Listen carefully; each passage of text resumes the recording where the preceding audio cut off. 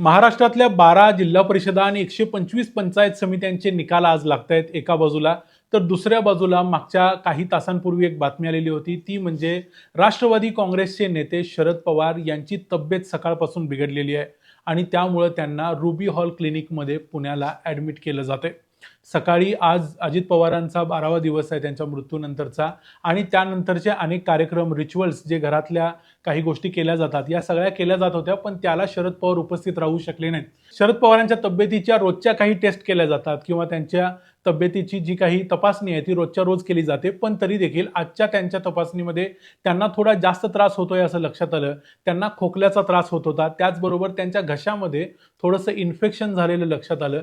याशिवाय त्यांना श्वास घ्यायला त्रास होत होतोय अशी देखील तक्रार शरद पवार यांनी केली. या सगळ्या कारणांचा विचार केल्यानंतर ज्या डॉक्टरांनी त्यांची तपासणी केली होती त्यांनी असा सल्ला दिला की शरद पवारांना आता रुबी हॉल क्लिनिक जे पुण्यामध्ये आहे तिथं ॲडमिट केलं जावं आणि त्यानंतर मग त्यांनी रुबी हॉलच्या डॉक्टर ग्रँट यांच्याबरोबर देखील चर्चा केली आणि त्यांनी देखील सांगितलं की शरद पवारांना तुम्ही पुण्याला घेऊन या. त्याप्रमाणे मागच्या जवळजवळ 12 दिवसांपासून बघतोय आपण की जेव्हापासून अजित पवारांचा मृत्यू झालाय तेव्हापासून शरद पवार हे बारामतीमध्ये आहेत, त्यांच्या गोविंद बागच्या निवासस्थानी आहेत आणि अनेक लोकांना ते या काळात देखील भेटतायत. रोजच्या रोज जे काही रिच्युअल्स आहेत ते करतायत, ज्या मीटिंग्स आहेत त्या अटेंड करतायत. याशिवाय त्यांनी काही दिवसापूर्वी नीरा नदीची पाहणी देखील केली प्रदूषणाच्या संदर्भात. या सगळ्या गोष्टी त्यांच्या रोजच्या प्रोग्रामप्रमाणे ते करत होते, पण आज सकाळपासून ते त्यांची कोणतीही महत्त्वाची रोजची कामं आहेत ते करू शकले नाहीत. लोकांच्या भेटी घेऊ शकले नाहीत. अजित पवारांचा जो कार्यक्रम होता, रिच्युअल्स वगैरे होते घरचे, त्याला अटेंड करू शकले नाहीत आणि त्यानंतर त्यांच्या तब्येतीच्या या तक्रारींची सुरुवात झाल्यानंतर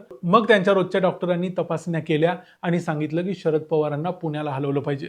2.25 तासापूर्वी ते तिकडून निघालेले होते. आता दुपारी 3:30 पावणे 4च्या सुमारास शरद पवार हे रुबी हॉल क्लिनिकमध्ये पुण्याला पोहोचलेले आहेत. आता अर्थात तिथं गेल्यानंतर डॉक्टर त्यांच्या तपासण्या करतील आणि त्यानंतर ठरवतील की शरद पवारांना हॉस्पिटलाइज केलं जाईल, म्हणजे तिथं ॲडमिट करून घेतलं जाईल की त्यांना सोडलं जाईल, घरी जायला दिलं जाईल. याच्याबद्दल अजून काही क्लॅरिफिकेशन आलं नाही आहे.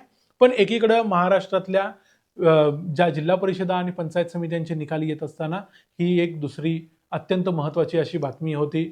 सध्या शरद पवार यांच्याबरोबर त्यांची मुलगी सुप्रिया सुळे, त्यांच्या पत्नी प्रतिभा पवार आणि त्यांचे जावई सदानंद सुळे हे सुद्धा आहेत. त्यांच्याबरोबर त्यांचे डॉक्टर्स सुद्धा आहेत जे बारामतीमध्ये त्यांची तपासणी करत होते.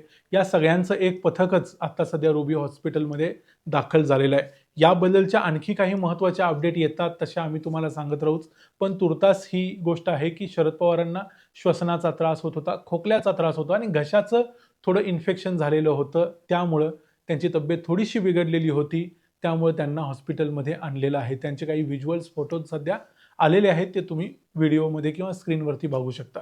या व्हिडिओमध्ये इथंच सांगूया. याच्याबद्दलच्या आणखी काही अपडेट आल्या तर आम्ही त्या तुम्हाला सांगत राहू.